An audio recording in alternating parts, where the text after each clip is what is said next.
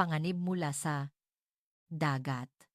Ang diplomatikong Filipino na lumuhod sa harap ng isang bandila. Sa ganito, unti-unti nang lalamunin ng Tsina ang Pilipinas. Ang mga kalye ng Maynila ay punong-puno ng mga karatula sa Mandarin. Ang mga kalsada ay umaalingaw-ngaw sa sipap, ang bansang ito, na dating nakatingala sa Amerika, ay nagbabago ngayon tungo sa pagiging pangalawang Tsina sa loob lamang ng 30 taon. Ang bilang ng mga nag-aaral ng Mandarin ay lumampas na sa 40,000. Isang abnormal na sitwasyon na kinakampanya pa mismo ng gobyerno. Ito ay isang pananakop, isang kolonyalismong pangkultura. Si Emilio Milo Palma, ang pinakamahigpit na opisyal ng Kagawaran ng Ugnayang Panlabas, DFA, at bantog na kontra China, ay nanginginig sa desperasyon. Ngunit ang pinakamalaking pagtataksil ay nagmula sa pinakamamahal niyang pamilya. Itay, magpapakasal ako sa isang Chinese, Agre. Ang tunog ng pagguho ng paniniwala na binuo niya sa loob ng 34 na taon. Galit na galit at determinadong pigilan ang kasal. Lumapag siya sa Shanghai Pudong International Airport. Ngunit ang naghihintay sa kanya roon ay hindi ang kumpirmasyon ng kanyang galit laban sa China, kundi isang hindi inaasahang katapusan na magpapabaha sa kanyang mga mata ng luha na hindi niya iniyak sa buong buhay niya. Ano ang kwento ng matigas na amang ito na ipinagkanulo ang bansa ngunit napaiyak sa China? Ang tunay na kwento ay magsisimula ngayon. Ang galit ng isang Pilipinong diplomat na sinubukang pigilan ang daloy ng kultura mula sa Tsina. Ang kwento ng isang matigas na ama na nagtataguyod ng nasyonalismo, ngunit napaiyak ng ipahayag ng kanyang anak na babae ang pagpapakasal sa isang Chinese. Noong 1990, pagkatapos ng pagbagsak ng diktadurya, ang Pilipinas ay isang bansang nawawalan ng direksyon. Natapos ang panahon kung kailan puro Amerika lang ang pinag-aaralan, at ang isang bansang hindi pinapayagan ang tamang pag-aaral ng wikang banyaga ay nagtatag ng Departamento ng Mandarin sa loob lamang ng isang taon. Ang pagpipiliang ito, na hindi pinansin ng sinuman, ay yumanig sa buong Pilipinas pagkatapos ng 30 taon. Pagsapit ng 2021, ang mga mag-aaral sa Mandarin lang ay lumampas na sa 4,000. At noong 2025, ang bilang ng mga nag-aaral ay tumaas at lumampas sa 40,000. Ang Kagawaran ng Edukasyon ng Pilipinas ay formal na nagdebate sa panukalang itaas ang Mandarin sa antas ng pangalawang banyagang wika upang tumugon sa lumalaking China mania. Isang tahimik na revolusyon ang nagaganap. Gayunpaman, may isang tao na higit kanino man ang nag-aalala sa agos na ito. Ang sinisasyon, pagiging Tsina, ay nagbabanta sa identidad ng Pilipinas. Dapat tayong lumaban ngayon din, tulad ng Taiwan, na unti-unting nilamon ng mainland. Siya ay isang veterano sa DFA at isang matinding opisyal na kontra China. Ngunit bigla na lang, ang kanyang anak na babae ay nagpahayag na magpapakasal sa isang Chinese, ang araw na sumakay siya sa eroplano patungong Shanghai upang pigilan ito. Nagsimula ang isang pangyayari na yumanig sa kanyang 34 na taong paniniwala. Ano kaya ang nangyari sa kanya? Bago tayo magsimula, mangyaring mag-subscribe at mag-like para makatulong sa paggawa ng kwento. Salamat sa lahat ng manonood na kasama ko. At nais kong maging malusog at masaya kayo hanggang sa katapusan ng taon. Kung sinusuportahan mo ang Pilipinas, mag-iwan ng Pinas, laban. Kumusta? Ako si Emilio Palma, isang veteranong diplomat na nagtrabaho sa DFA ng Pilipinas sa loob ng 30 taon. Ang pangalan ko ay nangangahulugang Kamay ng Bayani, Palma, sa Espanyol. At sinabi ng aking ina na binigyan niya ako ng pangalang ito upang maging isang mapagmataas na anak ng Pilipinas. Sa buong buhay ko, nagsikap akong mamuhay ayon sa pangalang iyon. Naniniwala ako na ang misyon ko ay protektahan ang dangal ng Pilipinas bilang isang ina po ng mga bayani. Gayunpaman, nitong mga nakaraang araw, Kailangan kong pigilan ang aking galit tuwing umaga sa pagpasok sa trabaho. Kailangan kong masaksihan ang tanawin ng pagguho ng aking paniniwala sa maikling distansya mula sa Roxas Boulevard patungo sa DFA. Mga karatula ng pearl tea na may salitang Mandarin. Mga kainan na may matingkad na titik na Beijing chicken. Isang pulang neon sign ng Shanghai Salon. At maging isang lugar na tinawag na Great Wall Mall. Hindi ko na alam kung nasa Maynila pa ako o nasa isang lugar na China. Ang pinaka nakakagulat ay ang tradisyonal na karinderya kainan ng Pilipinas sa kanto na dinadaanan ko sa loob ng 30 taon. Mayroon itong magandang pangalan sa Tagalog, ang kusina ni Lola, kung saan minsan akong humihinto at umiinom ng tradisyonal na salabat, ginger tea. Isang araw, dumaan ako at nagbago ang karatula. Sichuan Delights ang nakalagay. Huminto ako at tinitigan ang karatula ng matagal. Para akong nakarinig ng isang bagay na nabasag sa loob ng aking dibdib. Kumaway sa akin ang tindera. Ngunit dumaan lang ako. Hindi ko magawang pumasok. Sa tuwing naglalakad ako sa Maynila, pakiramdam ko ay unti-unting naglalaho ang sarili kong bayan. Pinapalitan ng Mandarin ang Tagalog. Pinapalitan ng C-pop ang OPM, Original Filipino Music. Ang mga kabataang nalulula sa Chinese drama ay sumasayaw ng sayaw ng Chinese idol sa kalsada. Isang araw, nasaksihan ko ang isang nakakagulat na eksena sa hintuan ng bus. Sa harap ng gusali ng DFA, dalawang mag-aral na nakasuot ng uniforme ang nag-uusap sa Mandarin. Sabi ng boyfriend ko sa WeChat, mabuti ba ang kalusugan niya? Nag-uusap ang mga Pilipinang babae sa Mandarin. Sa sandaling iyon, hindi ko napigilan. Lumapit ako at nagtanong, mga estudyante, bakit hindi kayo nagtatagalog? Nagulat ang dalawang babae at tiningnan ako. Pasensya na po, nakasanayan lang. Pagtatagalog ang dapat na nakasanayan. Ano ang mangyayari kung ang pagsasalita ng wikang Banyaga ang naging nakasanayan? Yumuko ang mga babae. At nagmadaling umalis.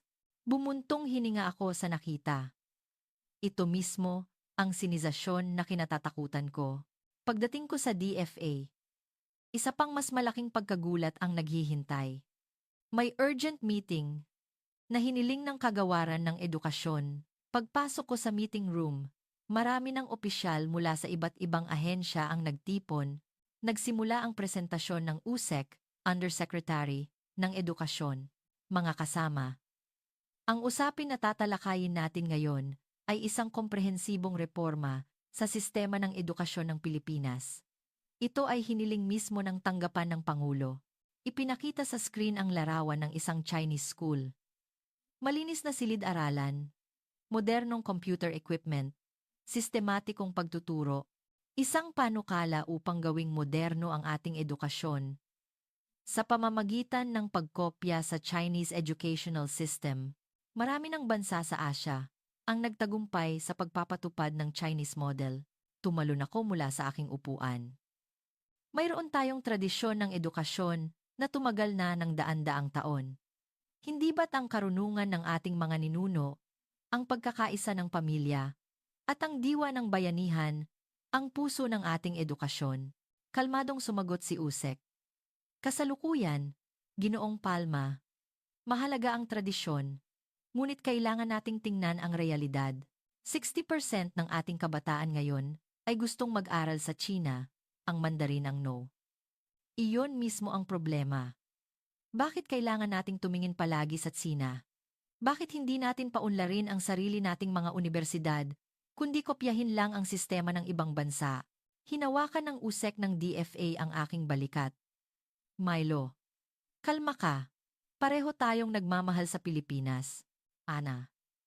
Kung mahal natin ang Pilipinas, dapat nating protektahan ang identidad nito. Lumabas ako ng meeting room. Habang naglalakad sa pasilyo, mahigpit kong kinuyom ang aking kamao. Mali ito. Lubusan itong mali. Sa sandaling gayahin natin ang Tsina, mawawala ang Pilipinas. Pagbalik ko sa opisina, nakita ko ang pamangkin kong si Toby. Nakatayo sa harap ng pinto. Ako ang nagbigay sa kanya ng sulat rekomendasyon para makapasok sa DFA. Tito, may oras ka ba? Anong meron? Maingat na inilabas ni Toby ang isang sobre. Gusto ko sanang mag-apply para sa scholarship program ng Chinese government, International Relations, sa Fudan University, Shanghai. Hindi ko tinanggap ang sobre. Nagtapos ka sa UP Universidad ng Pilipinas na may mataas na karangalan, hindi ba? Bakit gusto mo pang pumunta sa China? Tito, iba na ang ika-21 siglo. Ang Mandarin at internasyonal na karanasan ay mga kasangkapan para sa aking kinabukasan. Hindi ko iiwanan ang Pilipinas. Gusto ko lang makita ang mas malawak na mundo. Kasangkapan. Hindi kasangkapan ng wika. Ang wika ay identidad at kultura. Sa sandaling mag-aral ka ng Mandarin, unti-unting maglalaho ang Pilipino sa loob mo.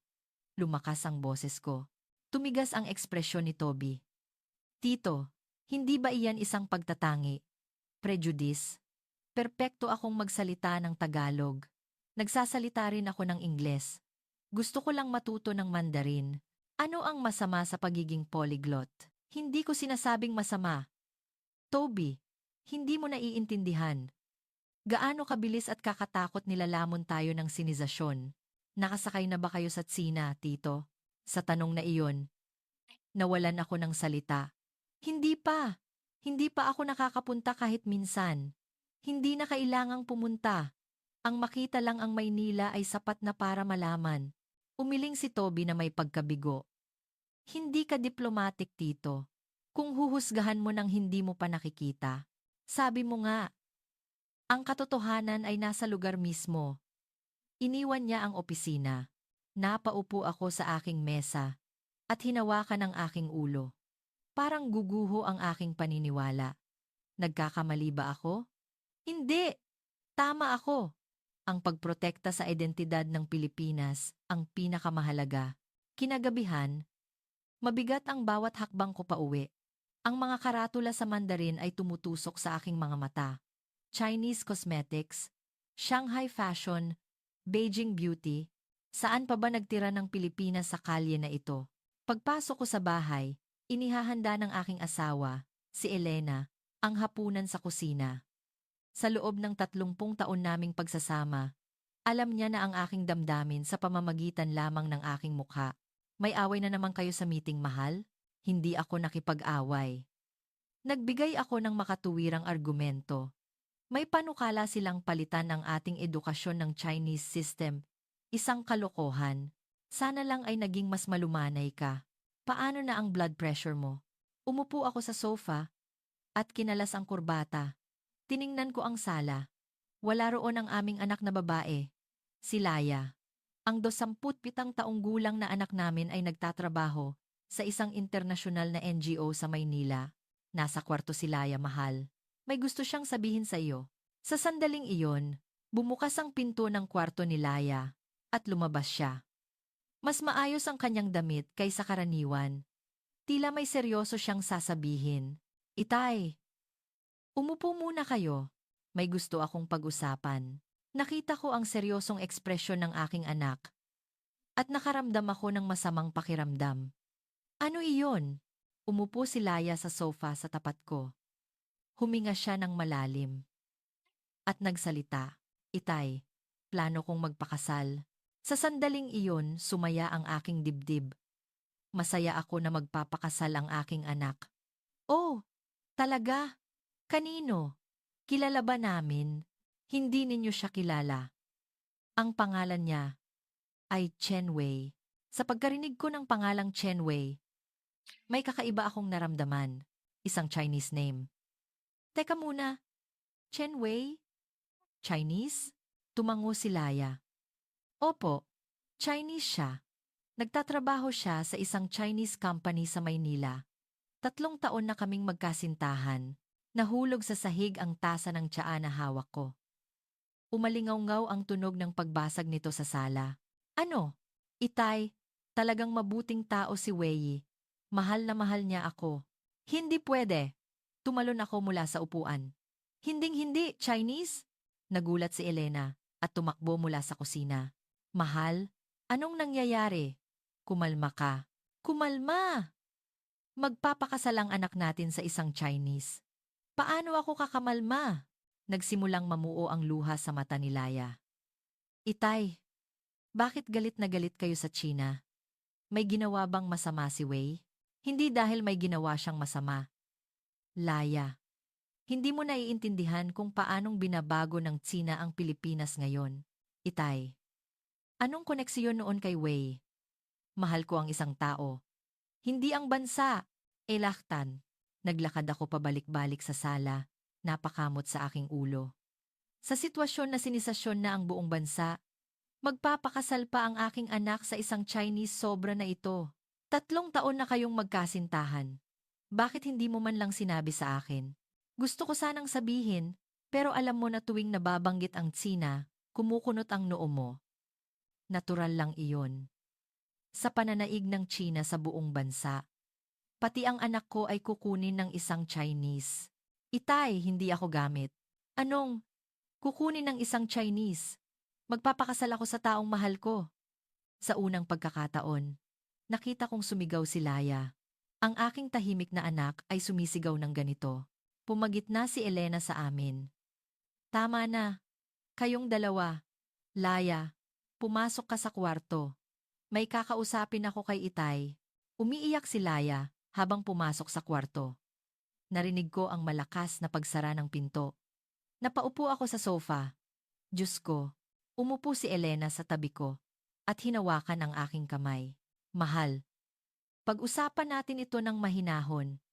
Hindi ba't magandang bagay na may nakita si Laya na gusto niya? Magandang bagay? Pero Chinese. Sa pananaig ng Tsina sa buong bansa. Pati ang anak ko. Mahal? Usaping bansa ba ang pinag-uusapan mo ngayon o usaping anak? Nawalan ako ng salita sa tanong na iyon. Nagpatuloy si Elena. Alam kong galit ka sa Tsina. Pero mas mahalaga ba iyan kaysa sa kaligayahan ng anak mo? 3 taon na silang magkasintahan. Hindi ba't makatarungan na makita mo muna siya bago ka maghusga? Hindi. Ayokong makita siya. Bakit? Dahil baka magbago ang isip ko kapag nakita ko siya. Sa pagkarinig ko ng salitang iyon, napagtanto ko. Ang kinatatakutan ko ay hindi na masamang tao ang Chinese. Ang kinatatakutan ko ay baka mabuti siyang tao dahil kung magkagayon. Guguho ang lahat ng aking paniniwala. Kinabukasan, maaga akong umalis sa bahay para hindi ko makita si Laya. Sa daan patungong DFA, mas marami pang karatula sa Mandarin ang pumasok sa aking paningin. Lahat ng ito ay kasalanan ng China. Nilalamon tayo ng China, ngunit sa isang sulok ng aking puso, may ibang boses akong narinig. Kasalanan ba talaga ng China o ako lang ang natatakot sa pagbabago? Sa loob ng 1 linggo, hindi kami nag-usap ng maayos ni Laya. Tila iniiwasan din niya ako. Ang kapaligiran sa bahay ay nagyelo. Isang gabi, nakaupo kaming lahat sa hapagkainan. Si Elena ang unang nagsalita. Hindi pwede itong ganito. Pag-usapan natin ito ng maayos. Maingat na nagsalita si Laya. Itay, gusto naming ikasal ni Wei sa China dahil lahat ng pamilya niya ay nandoon. At may hihilingin ako sa inyo, Itay. Pumunta muna kayo sa Tsina, kahit 1 beses lang. Tumingin kayo ng personal at maghusga ng personal. Kung tutol pa rin kayo, nanginginig ang boses ni Laya. Susuko ako. Sa sandaling narinig ko ang mga salitang iyon, nakita ko ang luha sa mata ng aking anak. Masakit sa dibdib na makita ang aking anak na umiiyak dahil sa aking katigasan ng ulo. Mahigpit na hinawakan ni Elena ang aking kamay. Mahal, sinabi na ng anak natin ito. Bakit hindi mo subukang pumunta? Isang diplomat ka na nakarating na sa buong mundo. Hindi ba? Kakaiba na't Tsina lang ang hindi mo pa napupuntahan. Nag-isip ako ng matagal. May 2 boses na nag-aaway sa loob ko. Huwag kang pumunta. Kung pupunta ka, guguho ang iyong paniniwala. Pero, mas mahalaga ba ang kaligayahan ng anak mo? Sa wakas, nagsalita ako. Opo, Itay. Kung makita ko na ang lalaking iyon o ang bansang China ay hindi angkop para sa aking anak, ipapawalang bisa ang kasal na ito. Hinawakan ni Laya ang aking kamay. Salamat. Itay, hindi kayo magsisisi. Di kayo magsisisi. Ngunit iba ang nasa loob ko. Sa pagkakataong ito, ipapakita ko kung gaano kabalat sibuyas ang bansang Tsina. Sa gayon, magigising ang aking anak. Kinagabihan, nakahiga ako sa kama, nakatingin sa kisame. Tsina, ang bansang hindi ko kailanman pupuntahan. Ang bansang binatikos ko sa buong buhay ko. Hindi ko inakalang pupunta ako roon. Sige, puntahan ko. At ipapakita ko ng malinaw kung gaano kapanganib ang sinisasyon. Ngunit sa isang sulok ng aking dibdib, may kakaibang panginginig. Pag-aalala ba iyon? O pag-asa? Sa sandaling iyon, hindi ko rin alam ang eksaktong damdamin ko. Pagkalipas ng ilang linggo, nakatayo ako sa Ninoy Aquino International Airport, Naya, Maynila. Habang naghihintay ng flight patungong Shanghai kasama si Elena, palagi akong tumitingin sa paligid, maging sa duty-free ng paliparan.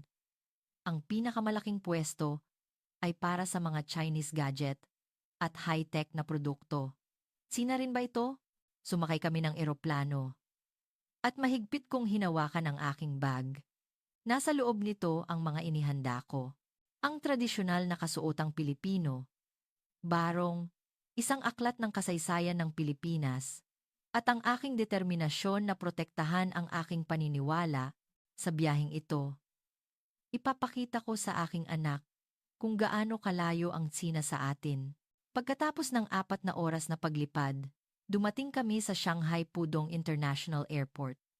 Sa sandaling bumaba ako ng eroplano, tumalas ang aking mga mata. Handa akong batikusin ang lahat ng makikita ko sa Tsina. Tingnan natin, totoo ba ang mga sabi-sabi? Ngunit ang unang pagkamangha ay dumating ng mas maaga kaysa sa inaasahan. Ang daanan patungo sa immigration ay napakalinis at maayos. Ang mga signage ay isinalin din sa Tagalog. Pati Tagalog, hindi siguro nila iyan inihanda para lang sa amin. Nang tumayo ako sa harap ng immigration, tiningnan ko ang aking relo. Sa Pilipinas, minsan ay umaabot ng 1 oras ang immigration. Ganito rin siguro dito. Matagal akong maghihintay, ngunit ang hula ko ay lubusang nagkamali. Nang ilagay ko ang aking electronic passport sa reader, umilaw ang screen, gumana ang face recognition camera, at sinuri ang aking mukha. Pagkatapos ng 30 segundo, lumabas ang mensaheng, aprobado ang pagpasok. Ang opisyal ay nakangiting bumati ng magiliw. Mabuhay! Have a good trip! Sa Tagalog, nagulat ako at tinitigan ang opisyal. Nagsasalita ka ng Tagalog. Natutunan ko ang mga pangunahing pagbati. Maraming Pilipino ang dumarating. Ang ngiti ng opisyal ay tila taos-puso. Tumango ako ng alanganin at lumabas sa immigration. Tiningnan ko ulit ang relo. Eksaktong 10 minuto lang mula nang bumaba ako ng eroplano hanggang sa matapos ang immigration. 10 minuto? Posible ba ito? Hinawakan ni Elena ang braso ko. Mahal, ang bilis. Mukhang maunlad talaga ang teknolohiya. Hindi ako sumagot. Ayokong umamin. Sistema lang iyan ng paliparan, kaya mabilis. Airport lang ito. Sa daan patungo sa baggage claim, nagpatuloy ang aking pagkagulat. May isang guide robot na huminto sa harap namin. Kumusta? Saan po kayo pupunta? Pwede ko ba kayong tulungan? Ulit-ulit na nagtanong ang robot sa Mandarin, Ingles, at Tagalog. Namangha si Elena. Mahal, tingnan mo! Robot ang nag-guide. Oo nga, maikli kong sagot. Ayokong magpakita ng paghanga. Ang lugar ng baggage claim ay sistematiko rin. Eksaktong ipinapakita sa electronic board kung aling conveyor belt lalabas ang bagahe. Wala pang 5 minuto kaming naghintay. Paglabas namin ng paliparan, naghihintay ang aking anak na si Laya at ang lalaking iyon. Si Chen Wei, ang Chinese, na magpapakasal sa aking anak. Nasa 175 cm ang taas, nakasuot ng maayos na polo shirt at malinis na pantalon. Pagkakita niya sa amin, yumukod ng malalim si Wei. Tito, tita, talagang napagod po kayo sa malayong biyahe. Ako po si Chen Wei, Maro. Ang kanyang pagbati ay magalang, ngunit malamig akong sumagot. Tumingin si Laya sa mukha ko at nagsalita. Itay, si Wei mismo ang nagdala ng kotse. Ihahatid niya tayo sa hotel. Ganoon ba? Matigas pa rin ang aking sagot. Habang inilalagay ni Wei ang aming bagahe sa kotse. Pinagmasdan ko siya. Tila magalang. Ngunit hindi ako maghuhusga, batay lang sa panlabas. Ang kotse ay isang bagong sedan. Malinis at komportable sa loob. Umupo si Wei sa driver's seat at nagsalita. Tito, tita, magpahinga lang po kayo. 1 oras po ang biyahe patungong hotel. Kung mainit o malamig, pakisabi lang po. Nang umalis ang kotse, tumingin ako sa labas ng bintana. Ang expressway mula Pudong patungong Shanghai ay maayos na inayos. Ang mga sasakyan ay tumatakbo ng may kaayusan. Sa lahat ng dako, may mga modernong gusali. Siguradong maunlad, ngunit umiling agad ako. Hindi! Panlabas lang ito. Iba ang loob. Tumingin si Wei sa akin sa salamin. Tito, ito po ang unang beses ninyo sa Tsina, hindi po ba? Kung may gusto po kayong malaman, huwag po kayong mag-atubiling magtanong. Wala. Ang sagot ko ay malamig at maikli pa rin. Nalungkot ang ekspresyon ni Laya, ngunit hindi ko iyon pinansin. Nagsimulang makita ang isang ilog mula sa bintana. May tulay sa ibabaw ng malawak na ilog, at may mga taong nagbibisikleta sa tabi ng ilog. Namangha si Elena. Mahal, tingnan mo ang ilog. Ang ganda. Oo nga, ayokong umamin. Ngunit ang tanawin ay kahanga-hanga. Ngunit sa loob ng aking puso, iniisip ko ang iba. Ano naman kung maganda ang ilog? May ilog din kami sa Maynila. Pagdating namin sa hotel, muli akong nagulat. Modernong gusali. Nagniningning na lobby. Ang magiliw ng ngiti ng mga empleyado na sumalubong sa amin. Mabilis din ang check-in process. Natapos ang lahat sa ilang click lang. Ibinigay sa amin ng empleyado ang card key at sinabing, Room 1500 sa ika. 15 palapag. Sana'y maging maganda ang inyong pamamalagi. Kung may kailangan kayo, tumawag lang po kayo sa front desk. Habang umaakyat sa elevator patungo sa kwarto, naisip ko, oo, maganda ang sistema. Pero hotel lang ito. Natural lang iyan. Pagbukas namin ng pinto ng kwarto, namangha si Elena. Wow! Ang linis at ang lawak. Malaking kama, malinis na banyo, at ang night view ng Shanghai mula sa bintana. At sa ibabaw ng mesa, may welcome fruit basket. May card na nakasulat. Kina Emilio at Elena Palma. Maligayang pagdating. Mula kay Chen Wei, tiningnan ni Elena ang card at nagsalita. Mahal! Nag-effort si Wei Oo nga. Sagot ko pa rin ng matigas, ngunit bahagyang nayanig ang isang sulok ng aking puso. Habang nakatingin sa labas ng bintana, nag-isip ako. Shanghai Airport 10 minuto. Malinis na kalsada. Sistematikong proseso. Hindi ito ang Tsina na inakala ko. Ngunit umiling agad ako. Hindi. Masyado pang maaga para maghusga. Panlabas lang ito. Iba ang tunay na anyo. Kinagabihan, nakahiga ako sa kama, nakatingin sa kisame. Ang mga nakita ko sa araw na iyon ay sumasagi sa aking isip. Ang immigration na natapos sa 10 minuto. Ang airport staff na bumati sa Tagalog, ang malinis na kalsada at maayos na trapiko, at ang pagiging maalalahanin ni Wei na naghanda ng fruit basket. Kakaiba. Hindi ito ang inaasahan ko. Ngunit pinilit kong iwaksi ang ideyang iyon. Hindi ako dapat magpabago ng isip. Kailangan kong protektahan ang identidad ng Pilipinas. Kailangan kong pigilan ang sinisasyon. Habang pinapalakas ko ang sarili, nakatulog ako. Ngunit ang aking paniniwala ay nagsimula ng mayanig ng kaunti.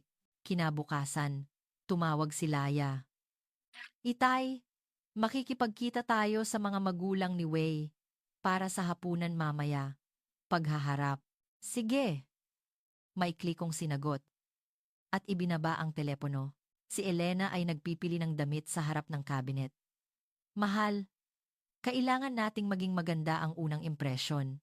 Angpo. Kahit ano pa iyan. Gusto ko sanang dugtungan ang sasabihin ko. Dahil hindi rin naman matutuloy ang kasal na ito. Pero pinigilan ko ang sarili. Hindi ko kayang sabihin iyon sa nakangiting mukha ni Elena. Tanghali, naglibot kami sa Shanghai. Si Wei at Laya ang guide. Pumunta kami sa Yu Garden, Bund, at Nanjing Road, mga lugar na nagpapakita ng tradisyon at modernong Tsina. Habang naglalakad sa Yu Garden, naisip ko, nagsisikap din ang China na protektahan ang kanilang tradisyon. Ngunit pinigilan ko agad ang sarili. Kung pinoprotektahan nila ang tradisyon nila, bakit nila sinisikap na ipalaganap ang kanilang kultura sa ibang bansa? Asing ng gabi, dumating kami sa isang upscale na Shanghai Sichuan cuisine restaurant sa gitna ng lungsod. Isang tradisyonal na Chinese architecture na may pangalang The Jade Pavilion. Pagbukas namin ng pinto, isang mag-asawa ang naghihintay sa amin. Sila ang mga magulang ni Chen Wei. Ang ama, si Chen Guang, ay isang lalaking nasa kalagitnaan ng 60s. At ang ina, si Li Mei, ay isang elegante at mabait na babae. Pagkakita nila sa amin, yumukod silang dalawa ng malalim. Isang 90 degree na pagyukod, na napakagalang. Magandang gabi po. Maraming salamat po sa pagpunta sa malayong lugar mula sa Pilipinas. Seryoso at magalang ang boses ni Chen Guang. Si Li Mei ay nagsalita rin habang pinagsasama ang kanyang mga kamay. Tito! Tita! Gusto talaga namin kayong makita. Gaano po kahirap ang biyahe? Nag-alangan ako. Hindi ko inaasahan ang ganito kagaling na pagbati. Hindi ba't sobra ito? Sa Pilipinas, nakikipagkamay kami sa mga taong pantay-pantay. Ang pagyukod ng malalim ay para lang sa mga nakatatanda. Tumango ako ng alanganin. Magandang gabi. Pumasok kami sa isang pribadong kwarto. Isang tradisyonal na Chinese-style room na may mababang mesa at mga upuan. Pagkaupo namin, si Chen Guang ang unang nagsalita. Tito, ako po si Chen Guang. Nagmamay-ari po ako ng isang maliit na kumpanya ng kalakalan, trading company. Ako si Emilio Palma. Nagtatrabaho ako sa DFA ng Pilipinas. Isang diplomat. Talagang kahanga-hanga. Isang taong nagtatrabaho para sa bansa. Ang mga salita ni Chen Guang ay may halong taos-pusong paggalang. Sa halip na maging komportable, hindi ako mapakali. Bakit sila nagpapakumbaba ng ganito? May masama ba silang intensyon? Nagsalin si Limay ng tsaa. Tita, narinig ko po na napakagandang bansa ang Pilipinas. Ang mga beach, ang mga makasaysayang simbahan. Gusto ko pong pumunta doon balang araw. Masayang sumagot si Elena. Oo, maganda talaga ang Pilipinas. At higit sa lahat, naiinggit ako sa kultura ng pamilya ng Pilipinas. Nakikinig ako sa sinabi ni Limay. Dati rin po sa China, malalaking pamilya, ngunit nagbago na ngayon. Karamihan ay nuclear families lang. At mahirap na ring magtipon ang buong pamilya kahit sa mga holiday. Ngunit narinig ko po na malakas pa rin ang kultura ng pamilya sa Pilipinas. Opo. Totoo iyan. Maikli kong sagot, ngunit nagulat ako. Naramdaman ko na pinag-aralan nila ang kultura ng Pilipinas. Nagpatuloy si Chen Guang. Sa katunayan, marami kaming sinasaliksik tungkol sa Pilipinas. Ang kasaysayan ng inyong kalayaan, ang inyong sining, ang inyong musika, talagang may ipinagmamalaking kasaysayan ang inyong bansa.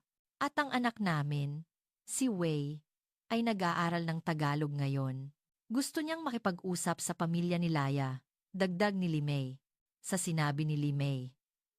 Tiningnan ko si Wei. Tumawa si Wei ng may hiya at nagsalita sa Tagalog. Magandang gabi, Tito. Kumusta po kayo? Ang bigkas ay alanganin. Ngunit malinaw na Tagalog iyon. Kumusta po kayo? Tito, nawalan ako ng salita. Isang Chinese na bumabati sa akin sa Tagalog. Ipinagmalaki ni Laya. Itay, 3 buwan nang nag-aaral si Wei ng Tagalog. Gusto niyang makipag-usap sa akin sa Tagalog. Ganoon ba? Napuno ako ng komplikadong damdamin. Nakakaantig. Ngunit mas lalo akong hindi mapakali. Sa ganito, paano ako tututol? Nagsimula ang hapunan. Sunod-sunod na lumabas ang kurso ng Chinese cuisine, appetizer, stir-fry, soup, mga pagkain na inihanda ng may buong puso. Maingat na nagtanong si Li Mei. Tito, nag-aalala po kami. Kung hindi po ninyo magugustuhan, malaki po ang pagkakaiba sa pagkain ng Pilipinas. Hindi po ba? Hindi. Okay lang. Maikli kong sagot. Ngunit sa totoo lang, masarap ang pagkain. Ngunit ayaw kong aminin. Maingat na nagsimula si Chen Guang. Tito, magpapakita po ako ng katapatan. Noong una, marami kaming pag-aalala. Anong pag-aalala?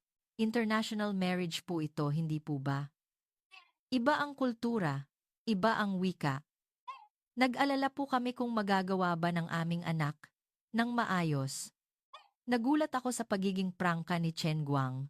Pero, nang makita namin si Laya, nagbago ang isip namin. Ginawa ng inyong anak na babae ang aming anak na lalaki, na talagang mabuting tao. Napaluha si Li Mei. Talagang nagbago si Wei mula nang makilala si Laya. Naging mas mature, mas responsable. Bilang magulang, wala na kaming mas hihilingin pa. Naramdaman ko ang kanilang taos-pusong damdamin. Inilapag ko ang aking chopsticks. Magpapakatapat din ako. Lahat sila ay nakatingin sa akin. Tutol ako sa kasal na ito dahil hindi ko gusto ang bansang China. Kumunot ang mukha ni Laya, ngunit nagpatuloy ako. Ang Pilipinas ay unti-unting nagiging sinized, mga karatula sa Mandarin, Chinese restaurant. Seryosong nakinig si Chen Guang at Li Mei sa aking sinasabi. Kaya, nang sabihin ng aking anak na magpapakasal siya sa isang Chinese, hindi ko iyon matanggap. Naiintindihan po namin, Tito. Mahinang sabi ni Chen Guang, kung mayroon din akong anak na babae, mag-aalala rin ako ng ganoon. Alam ko kung gaano katakot na ipadala ang anak mo sa malayo. At naiintindihan ko rin ang inyong pag-aalala, Tito. Ang kultura ng isang bansa na nananaig sa isa ay talagang dapat ikabahala, nagdagdag si Li Mei. Pero, Tito, gusto naming igalang ang kultura ni Laya. Gusto naming matuto at unawain ang kultura ng Pilipinas. Dahil naniniwala kami na iyon ang daan para maging tunay na pamilya. Inando. Langanong. Hindi ko alam kung ano ang sasabihin sa kanilang mga salita. Lubusan itong iba. Sa inaasahan ko. Inakala ko na ipipilit ng mga Chinese ang sarili nilang kultura, ngunit sinabi nila na mag-aaral at igagalang nila ang kultura ng Pilipinas. Patapos na ang hapunan, nang maingat na nagtanong si Li Mei, Tito, kung mamimiss po ninyo ang pagkain ng Pilipinas, pakisabi lang po. May mga Pilipinong restaurant po rito sa Shanghai. Ako na po ang magre-reserve. At kung mayroon po kayong hindi komportable, pakisabi lang po sa amin. Nainit ang aking dibdib sa kanilang pag-aalala. Paglabas namin ng restaurant, muling yumukod ng malalim si Chen Guang at Li Mei. Talagang isang karangalan na makita namin kayo ngayon.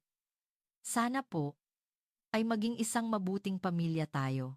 Sa daan pabalik sa hotel, tahimik ako. Magulo ang isip ko. Hinawakan ni Elena ang aking kamay. Mahal. Tila talagang mabubuting tao ang mga magulang ni Wei. Jessica na minga. Jessica na minga. Oo nga. Maikli kong sagot. Ngunit sa loob ko, umamin ako. Oo, mabubuting tao sila. Pero, ito na ba ang lahat? Masyado pang maaga para maghusga. Pagdating sa hotel, tumingin ako sa labas ng bintana. Nagniningning ang night view ng Shanghai. Ang mga nakita ko sa araw na iyon ay bumabagabag sa aking isip. Magalang na pagyukod, paggalang sa kultura ng Pilipinas, si Wei na nag-aaral ng Tagalog, at ang taus-pusong pag-aalala. Iba ito sa inakala ko. Wala akong dahilan para tumutol. Hindi ba? Ngunit may natitira pa ring depensa sa isang sulok ng aking puso. Hindi.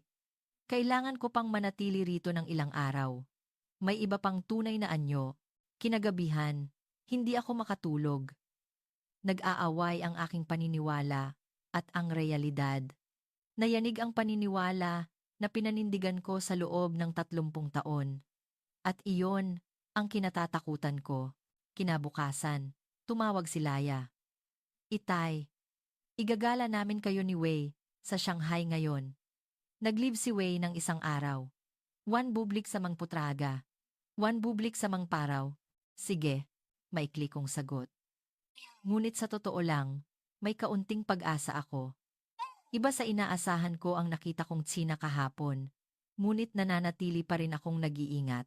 Titingnan ko ang tunay na anyo ng Tsina ngayon. Hindi ang pagkukunwari lang.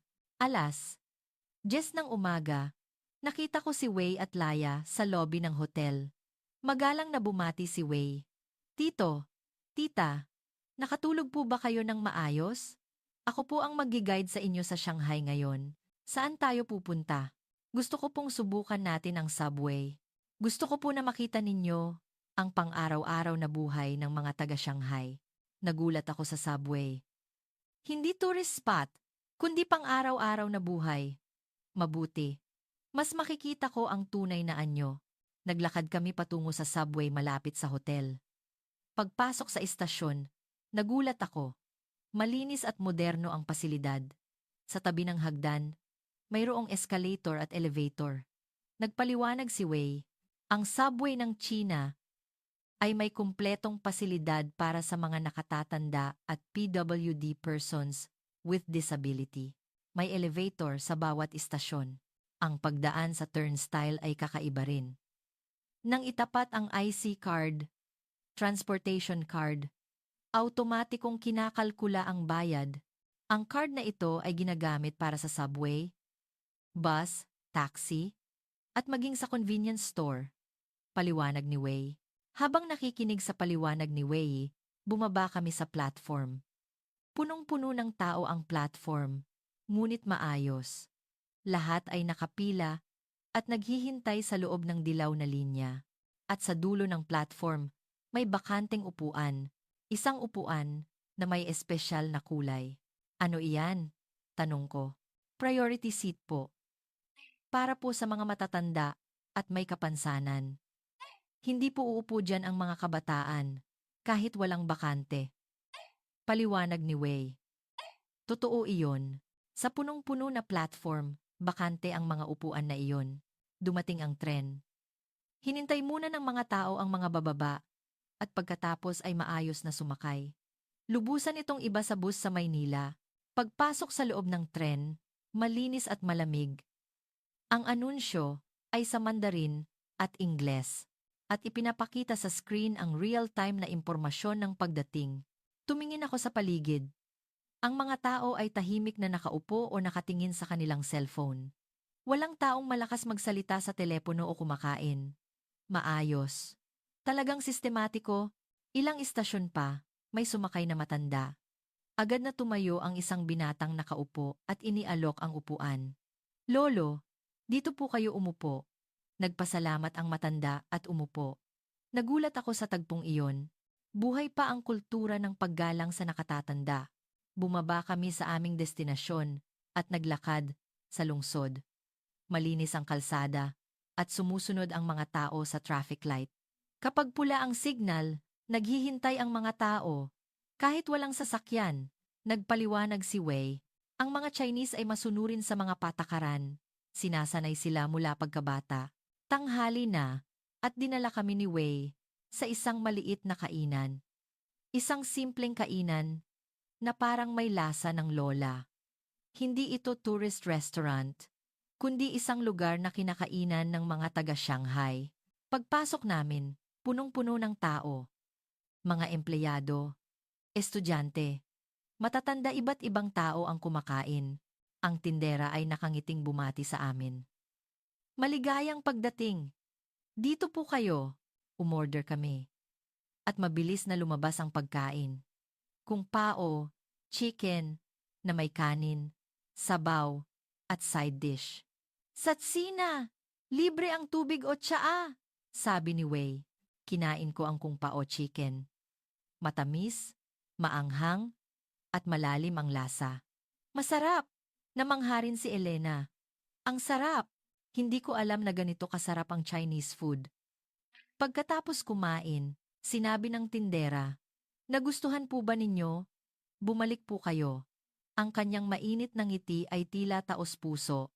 Hapon, kailangan naming pumunta sa ospital. Sumama ang pakiramdam ng aking tiyan mula pa kaninang umaga. Tito, sa tingin ko, kailangan ninyong magpatingin sa ospital. May alam akong magandang ospital. Hindi, okay lang. Parang indigestion lang. Kailangan po ninyong magpatingin. Maayos po ang sistema ng kalusugan dito. Sa payo ni Wei, pumunta kami sa ospital. Malinis ang lobby ng ospital. Mabilis ang registration. Foreigner po kayo? Pakita po ng passport. Irehistro po namin kayo. Pagkatapos ng ilang minuto, tapos na ang registration. Pakiantay po ng 30 minuto at papasok na po kayo sa consultation room. Pakiupo po sa waiting area. Habang naghihintay sa waiting area, nagmasid ako sa paligid. Tahimik na naghihintay ang mga pasyente at magiliw na nagga-guide ang mga nurse. At eksaktong 30 minuto, tinawag ang pangalan ko. Pagpasok sa consultation room, nakangiting sumalubong ang isang doktor na tila nasa 40s. Kumusta? Saan po ang masakit? Sa Ingles. Nagpa-consult ako. Detalyadong sinuri ng doktor at nagpaliwanag. Wala naman pong malaking problema. Indigestion lang dahil sa pagbabago ng diet sa biyahe. Bibigyan ko po kayo ng gamot, ilangan, ng bayaran ng bill. Nagulat ako na hindi iyon ganoon kamahal. Kunin po ninyo ang gamot sa botika. Sa tabi ng ospital, sa botika, nang kukunin ko na ang gamot, magiliw na nagpaliwanag ang pharmacist. Inumin po ninyo pagkatapos kumain, 30 minuto. Kung may masama po, bumalik lang po kayo. Paglabas ko ng ospital, naisip ko, talagang maayos ang sistema ng kalusugan. Sa Pilipinas, kailangan mong maglaan ng isang araw kung pupunta ka sa ospital. Mahirap mag-book at matagal ang paghihintay. Pero dito, same-day check-up, 30 minuto lang ang paghihintay. At magiliw na pagpapaliwanag.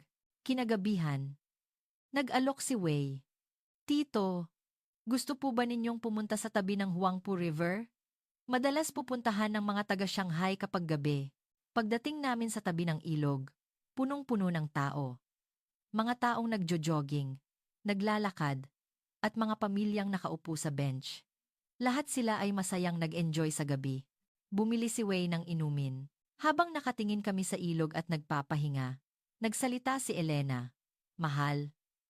Ganoon din ang pakiramdam ko. Ang mga tao ay naglalaan ng oras para magpahinga. Hindi nagmamadali at nagpapahinga sa sarili nilang paraan. Ito ang pang-araw-araw na buhay ng mga taga-Shanghai. Sa pag-uwi namin sa subway, nag-isip ako. Ang mga nakita ko sa araw na ito. Maayos na subway. Malinis na lungsod. Epektibong sistema ng kalusugan. Tahimik na parke. At higit sa lahat, ang mga tao nagmamalasakit sa isa't isa, sumusunod sa patakaran, at nagpapanatili ng kaayusan. Lubusan itong iba sa inakala ko. Pagdating sa hotel at pagpasok sa kwarto, tumingin ako sa labas ng bintana. Nagniningning ang night view ng Shanghai.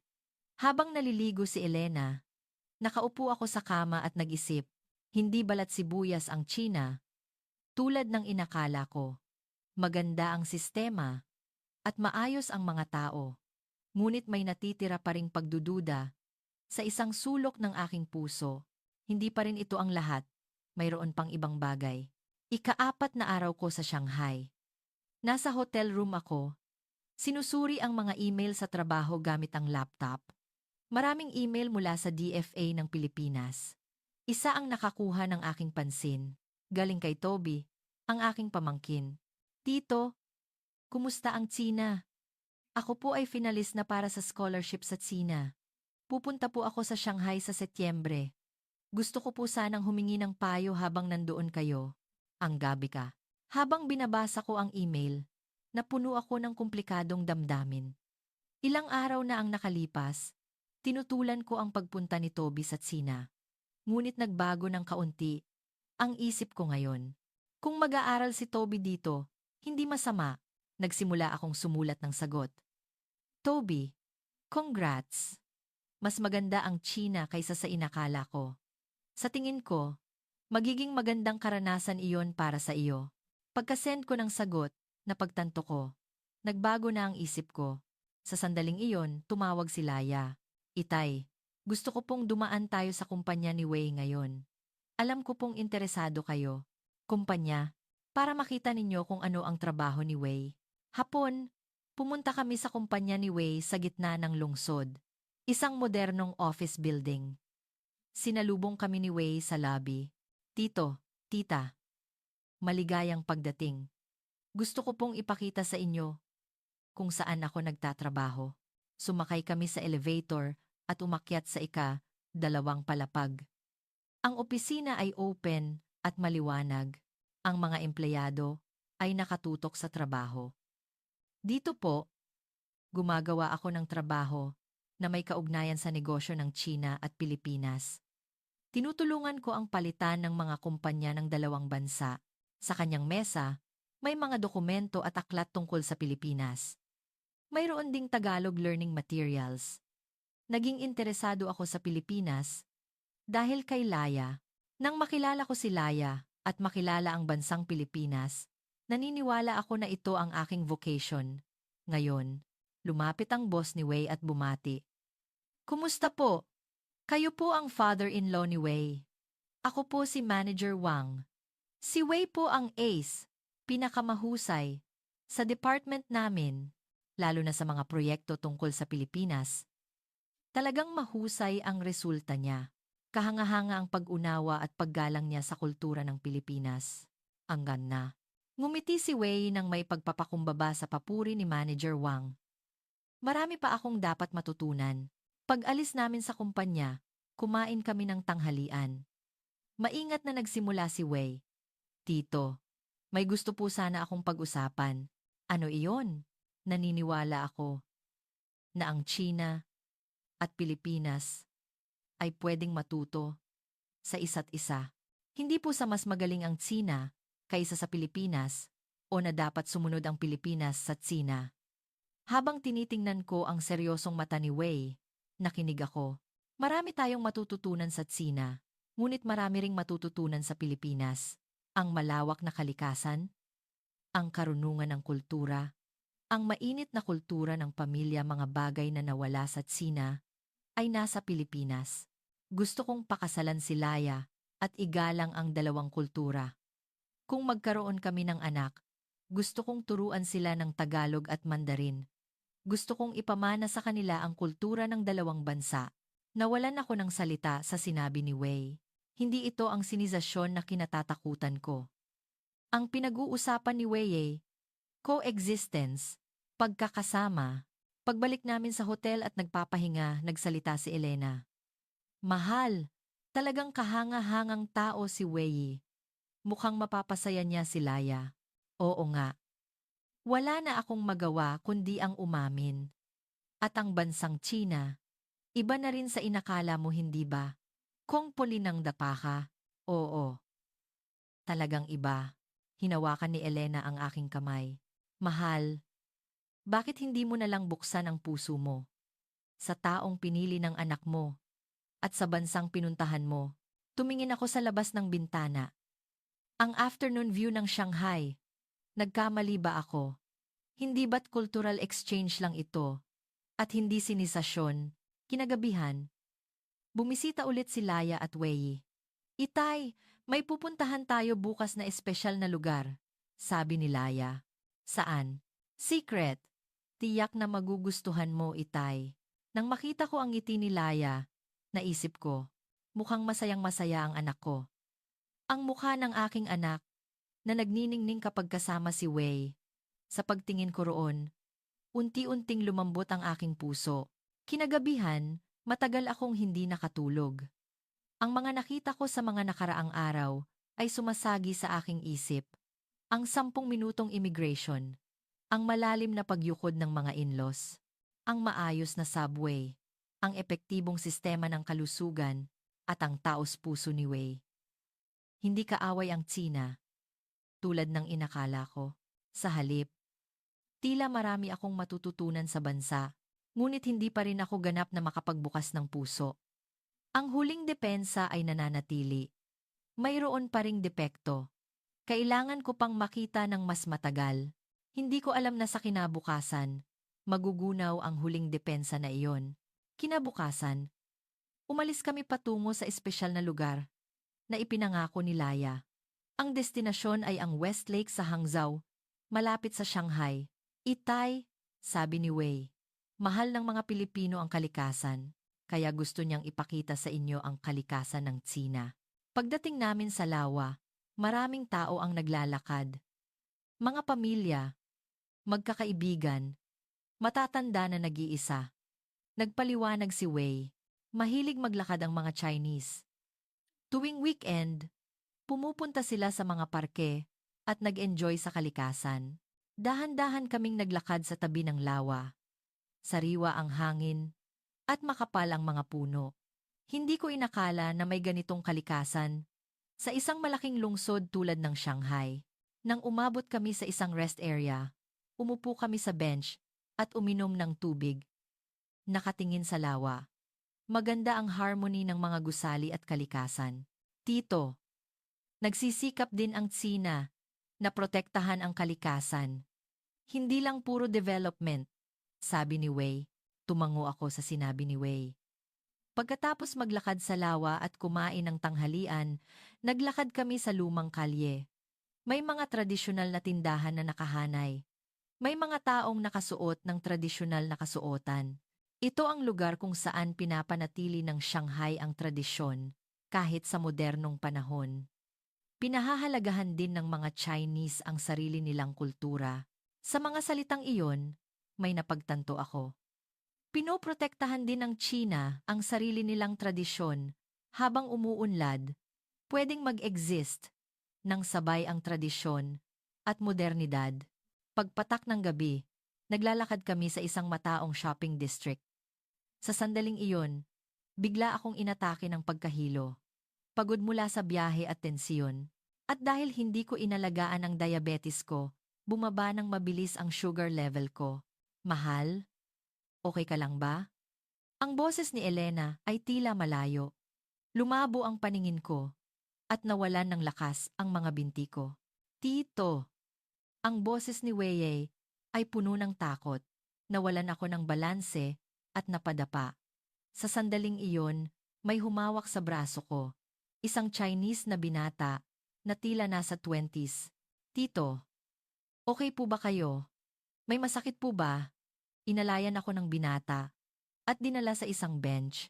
Tulong po, sa sigaw ng binata, nagtipon ang mga tao. May isang babae na tumakbo sa convenience store. Sandali lang po! Bibili ako ng chocolate! Isa pang lalaki ang tumawag ng ambulansiya. Dito po! May dayuhan po na biglang nahimatay. Bilisan po ninyo. Tumakbo ang tindera ng convenience store at nagbigay ng tubig at chocolate. Lolo, kainin po ninyo ito. Kailangang itaas ang sugar level ninyo. Ang binata na unang umalalay sa akin ay lumuhod at tiningnan ako sa mata. Tito, may malay po ba kayo? Saan po ang pinakamasakit? Hypoglycemia. Mahina at nanginginig ang boses ko. Kainin po ninyo ang chocolate. Dahan-dahan po. Maingat na inilagay ng binata ang chocolate sa bibig ko. Si Laya at Wei ay nagmamadaling lumuhod sa tabi ko. Itay, Tito, okay po ba kayo? Pagkatapos ng 5 minuto, dumating ang ambulansiya. Mabilis na sinuri ng mga paramedics ang blood pressure at sugar level ko. Masyadong mababa ang sugar level. Dadalhin namin kayo sa ospital. Gring doong. Hindi. Okay lang. Malapit lang ang hotel. Sinubukan kong tumayo. Ngunit hinawakan ng binata ang balikat ko. Tito, hindi po pwede. Kailangang pumunta kayo sa ospital. Mapanganib po. Pero, bakit ninyo ako tinutulungan? Hindi ninyo ako kilala. Ngumiti ang binata. Natural lang po iyan. Kung may nahihimatay, kailangan nating tulungan. Tumangurin ang mga taong nagtipon sa paligid. Bilisan po ninyo sa ospital. Huwag po kayong mag-alala. Magiging maayos din po kayo. Ako daan. Nainit ang aking dibdib sa seryosong ekspresyon nila. Habang nakasakay sa ambulansiya at papunta sa ospital, nag-isip ako, mga taong hindi ko kilala. Tumulong sila ng ganito. Nagtrabaho ako bilang diplomat sa loob ng 30 taon at nakarating sa maraming bansa. Dumating kami sa emergency room at ginamot. Sabi ng doktor, walang malaking problema, pagod at stress, kaya bumaba ang sugar level. Kung magpapahinga kayo ng 1 o 2 araw, magiging okay na. Habang nakasalin sa IV sa hospital room, nakatingin ako sa kisame. Umiiyak si Laya habang hawak ang aking kamay. Itay, talagang nagulat ako. Okay lang anak. Maingat na nagsalita si Wei. Tito, naghihintay po sa labas ang mga taong tumulong sa inyo kanina. Gusto lang po nilang i-check kung okay po kayo bago umuwi. Talaga? Bumukas ang pinto. At pumasok ang binata. Lolo, okay po ba kayo? Nag-alala po kami. Ango na. Bakit ka pa pumunta rito? Hindi mo naman ako kilala. Ngumiti ang binata. Nag-alala lang po ako. Kung may magkasakit sa isang bansa na banyaga, mag-aalala ang pamilya. Mahigpit kong hinawakan ang kamay ng binata. Walang anuman. Gumaling po kayo agad. Lumabas ang binata at napapaluha ako. Ang pagkakaisa ng komunidad, ang mainit na puso na nagmamalasakit sa kapwa-tao iyon, ang hinahanap ko sa Pilipinas. At nandoon iyon dito. Sa tsina, ang binata na tumulong sa akin. Ang babaeng bumili ng chocolate. Ang lalaking tumawag ng ambulansiya. Ang binata na sumama hanggang ospital. Wala silang koneksiyon sa akin. Ngunit hindi nila ako pinabayaan. Kinatakutan ko ang sinisasyon, ngunit sa harap ng kabutihan ng Tsina, gumuho ako. Kinabukasan, nakadischarge na ako. Pinayuhan ako ng doktor na magpahinga. Bawasan ang stress at mag-relax sa biyahe. Sa kotse pabalik sa hotel, tumingin ako sa labas ng bintana. Ang morning view ng Shanghai ay iba sa tingin ko kahapon. Ang mga taong nagtatrabaho, ang mga estudyanteng papasok sa eskwela, ang mga negosyanteng naghahanda ng tindahan, lahat sila ay nabubuhay ng pang-araw-araw na buhay. Ngunit sa ordinaryong buhay na iyon, may init. Lubusan itong iba sa inakala ko. Pagkalipas ng 2 araw, bumalik na ang aking kalusugan. Kinabukasan, na ang kasal ng aking anak. Nasa hotel room ako, nakatingin sa labas ng bintana, at nag-iisip, lubusan itong iba sa pakiramdam ko noong dumating ako sa China 1 linggo na ang nakalipas. Nagbago ba ako? O nagkamali lang ako ng tingin? Hapon, bumisita si Laya. Sabi niya gusto niyang mag-try ako ng suit tradisyonal na kasuotang Chino para sa kasal. Itay, maganda po ang barong, pero subukan ninyo rin ang suit ng Tsina. Siguradong pogi guwapo kayo. Pumunta kami sa isang tindahan ng suit. Masayang sumalubong ang tindera. Ah, ang father-in-law po pala. Marami pong ikinuwento si Laya. Ang tindera ay pumili ng suit para sa akin. Isang maitim na kulay na may itim na silk na tela. Nang magpalit ako at tumingin sa salamin, kakaiba. Ngunit marangal ang aking hitsura. Wow, itay, ang guwapo. Pumalakpak si Laya. Namanghari ng tindera. Talagang bagay sa inyo. Kahit Pilipino, bagay na bagay ang suit ng China. Tiningnan ko ang sarili ko sa salamin. Hindi naman masama ang hitsura ko na nakasuot ng Chinese suit. Kinagabihan, kumain kami kasama ang mga magulang ni Wei. Ang huling hapunan bago ang kasal bukas. Seryosong nagsalita si Chen Guang. Tito, salamat po at binigyan ninyo ng oras na makita si Wei at ang China sa loob ng 1 linggo. Ano po ang masasabi ninyo? Nag-alangan ako. At pagkatapos, ay nagsimula akong magsalita. Lahat sila ay nakatingin sa akin. Magpapakatoo ako. Pumunta ako rito na may intensyon na tumutol. Hindi ko gusto ang China. At tutol ako sa kasal na ito. Tumigas ang ekspresyon ni Laya. Ngunit nagpatuloy ako. Ngunit, nagkamali ako. Ang China ay hindi ang bansang inakala ko. Hindi ito isang bansang nagpapanggap lang. At hindi rin isang bansang nagwawalang bahala sa ibang kultura. Tahimik na nakinig si Chen Guang at Li Mei sa aking mga salita. Ang epektibong sistema, ang maayos na lipunan, at higit sa lahat, ang mainit na mga tao. Natuklasan ko rito ang mga bagay na inakala kong nawala na sa Pilipinas. Hinawakan ni Elena ang aking kamay. Ang kinatatakutan ko ay hindi ang China. Ang kinatatakutan ko ay ang pagbabago. Ang pag-alis ng aking anak, ang pagbabago ng mundo, ang pagyanig ng aking paniniwala. Tito, namula ang mata ni Limei. Ngunit alam ko na ngayon. Ang pag-aaral at paggalang sa mabuting kultura ay hindi pagtatapon ng dangal, kundi pagtingin sa mas malawak na mundo. Tiningnan ko si Wei. Wei, ipinagkakatiwala ko sa iyo ang aking anak. At humihingi ako ng tawad sa una kong pakikitungo na masyadong malamig. Dahil sa tumayo si Wei mula sa upuan at yumukod ng malalim. Hindi po, Tito. Naiintindihan ko po ang pag-iingat ng isang ama. Kung mayroon din akong anak na babae, ganoon din po ang gagawin ko, sabi ni Limei. Tito, nangangako rin kami. Aalagaan namin si Laya na parang sarili naming anak. At igagalang din namin ang kultura ng Pilipinas. Mag-aaral kami ng Tagalog at mag-aaral kami ng tradisyon ng Pilipinas. Dahil magiging pamilya na tayo, tumango ako sa mga salita ni Limei. Nagtapos ang hapunan at sa daan pabalik sa hotel, inakbayan ako ni Laya. Itay, salamat po at binuksan ninyo ang puso ninyo. Anak, masyado akong matigas ang ulo. Patawad. Hindi, Itay. Dahil sa pagiging maingat mo, mas nag-effort si Wei at ang pamilya niya. Kaya, mas naging maganda pa ito. Hinawakan ni Laya ang aking kamay. Itay, masaya ako. Masaya ka ba? Opo, Itay. Masayang masaya ako. Nang makita ko ang ngiti ng aking anak, nakumbinsi ako. Tama ang kasal na ito. Pagbalik sa hotel room, kinuha ko ang aking notebook. Nagsimula akong magsulat ng diary. Biyahe sa China. Marami akong natutunan dito.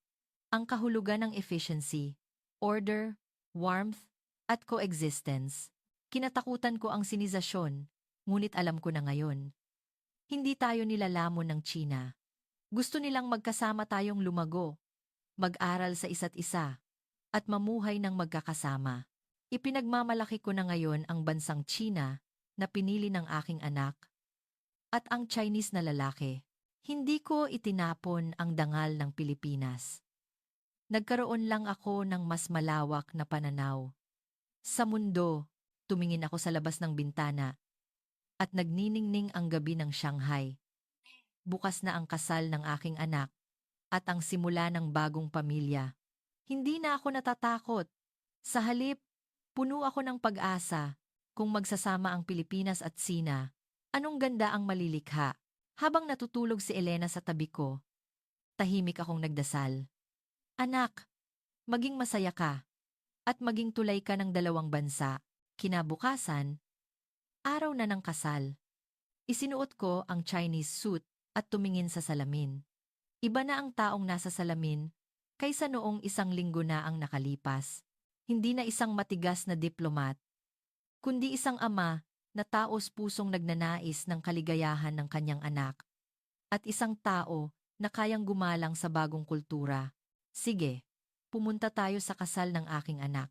Nakangiti. Binuksan ko ang pinto ng kwarto. Ang kasalan ay sa isang marangal na Chinese-style venue sa Shanghai. Isang magandang espasyo na may pangalang The Double Happiness Pavilion. Sa hardin, may lawa, at may malalagong puno. May ganitong kapayapaan Sa gitna ng lungsod, namangha ako habang naglalakad sa hardin. Ganito pinoprotektahan ng mga Chinese ang kanilang tradisyon. Sa pasukan ng venue, magkasamang nakalagay ang bandila ng Pilipinas at Sina. Nainit ang aking dibdib sa tanawing iyon. Ang dalawang bansa ay ginagalang. Pagpasok sa venue, magkahiwalay ang mga upuan. Sa isang gilid, ang mga guest ng Chinese na nakasuot ng tradisyonal na kasuotan. Sa kabilang gilid, ang mga kamag-anak at kaibigan ng Pilipinas na nakasuot ng tradisyonal na kasuotang Pilipino. Isang tanawin ng dalawang kultura na nagkakasundo.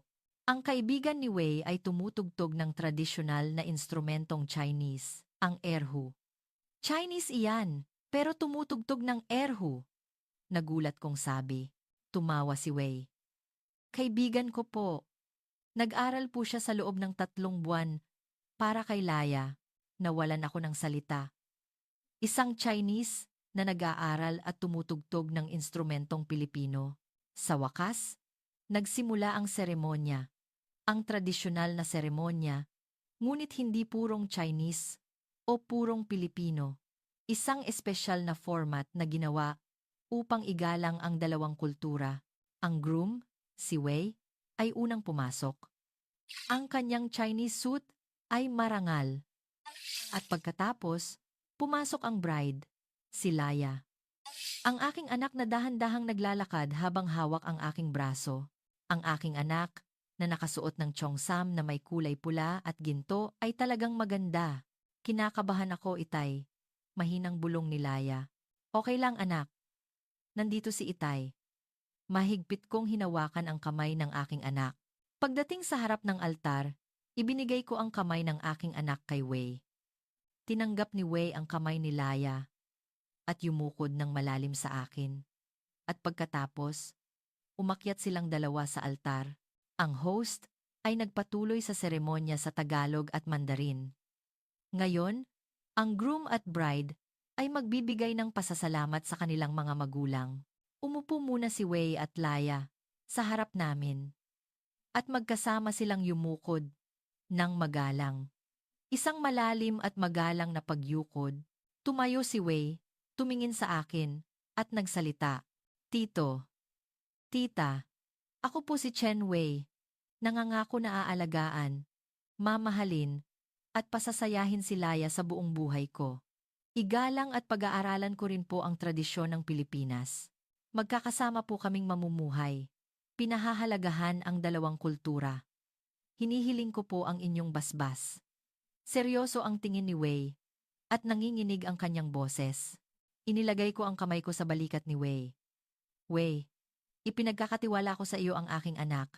Pangalagaan ninyo ang isa't isa, at maging masaya kayo. Nanginginig din ang boses ko. Umiiyak na si Elena. Laya. Maging masaya ka, anak. Turn na ng mga magulang ni Wei. Pumunta silang dalawa sa harap namin at yumukod ng malalim. Sabi ni Chen Guang, Tito, Tita, ang aming anak ay naging tunay na lalaki nang makilala si Laya. Salamat po. Si Li Mei ay nagsalita rin habang pinupunasan ng luha. Aalagaan namin si Laya na parang sarili naming anak. Mag-aaral din kami ng kultura ng Pilipinas. At gusto naming maging tunay na pamilya sa pamilya ni Tito. Pinaupo ko sila at sinabi, ituturing din namin si Wei na parang sarili naming anak. Maging isang mabuting pamilya tayo. Ang 4 na kamay ay naghawakan, mga kamay ng mga magulang mula sa Pilipinas at Sina. Sa sandaling iyon, naramdaman ko, ito ang tunay na pamilya. Habang nagpapatuloy ang seremonya, salitang tumugtog ang tradisyonal na musika ng Pilipinas at Sina. Ang mga toast ay ginawa rin sa dalawang wika. Ang aking mga kasamahan sa DFA ay lumipad din mula sa Pilipinas at nagbigay ng toast. Milo, ang ganda ng anak mo. At nagulat ako na makita kang nakasuot ng Chinese suit. Isang kamangha-manghang pagbabago. Do hindi in by do. Tumawa ako sa sinabi ng aking kasamahan. Nagulat din ako. Hindi ko inakalang magbabago ako ng ganito. Nagsimula ang reception. Sa isang gilid, Chinese cuisine at sa kabilang gilid, Filipino cuisine. Lechon, pansit, adobo. Mga pagkain na may lasa ng bahay. Inihanda po namin ng espesyal dahil baka mamiss po ng mga kamag-anak ninyo ang lasa ng bahay, sabi ni Wei. Namangha ang mga kamag-anak ko sa Pilipinas habang tinitikman ang Chinese cuisine. Milo, ang sarap ng Chinese food at ang babait din ng mga tao. Ang mga guest mula sa dalawang panig ay naghahalo at nag-uusap. Kahit iba ang wika, pareho ang ngiti at ang pagbati. Ang mga kaibigan ni Wei ay sinubukang matuto ng tradisyonal na sayaw ng Pilipinas. At ang mga kamag-anak ko ay sumabay sa mga Chinese song. Sa tanawing iyon napagtanto ko, ang kultura ay hindi nagbabanggaan. Nagkakasundo sila. Patapos na ang reception at umakyat si Wei at Laya sa entablado upang magpasalamat. Salamat po sa lahat ng dumalo ngayon, sabi ni Laya sa Tagalog. Mamumuhay kaming nagmamahal sa dalawang kultura bilang isang mapagmataas na anak ng Pilipinas at isang asawa ng Chinese, nagpatuloy si Wei sa Mandarin. Pag-aaralan ko rin po at mamahalin ang Pilipinas. Magiging tulay kami upang mas maging malapit ang dalawang bansa. Pumalakpak ang mga bisita. Pumalakpak din ako habang pinupunasan ang luha. Mahusay, anak! Talagang mahusay. Pagkatapos ng kasal, naglakad ako sa hardin. Umupo ako sa tabi ng lawa at tiningnan ang aking refleksiyon. Ang aking anyo na nakasuot ng Chinese suit. Ibang tao kaysa noong 1 linggo na ang nakalipas. Lumapit si Chen Guang at umupo sa tabi ko. Tito, ano po ang iniisip ninyo? Maraming bagay.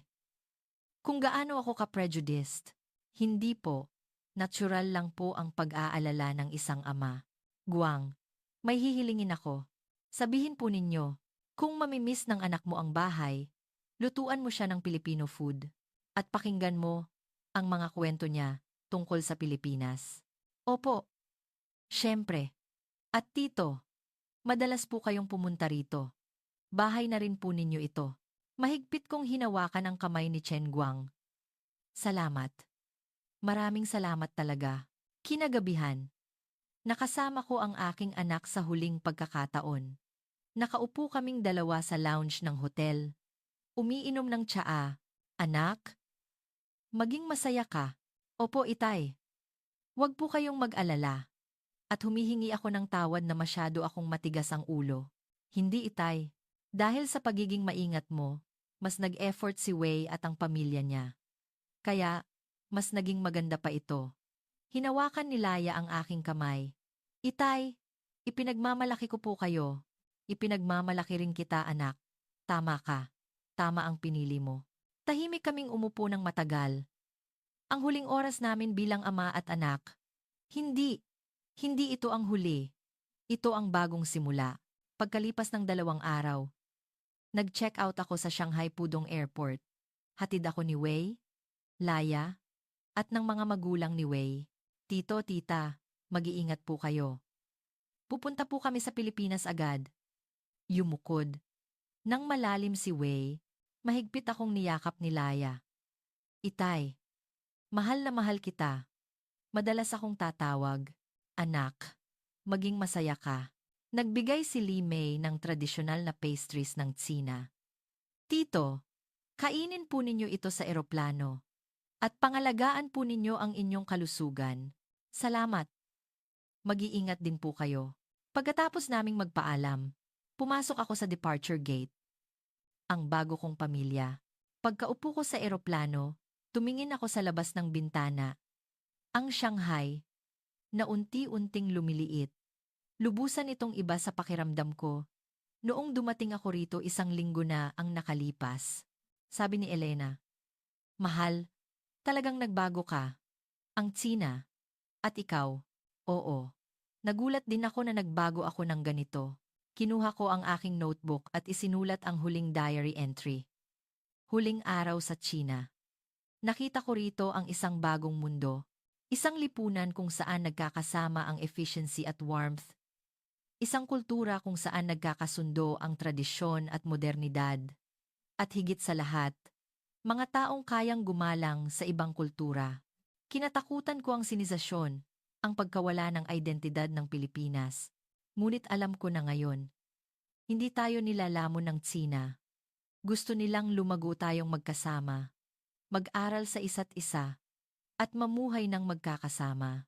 Ipinagmamalaki ko ang Tsina na pinili ng aking anak at ang Chinese na lalaki. Hindi ko itinapon ang dangal ng Pilipinas. Nagkaroon lang ako ng mas malawak na pananaw sa mundo. Pagkalipas ng ilang linggo, nagpatuloy ang debate sa reforma sa edukasyon sa DFA Maynila.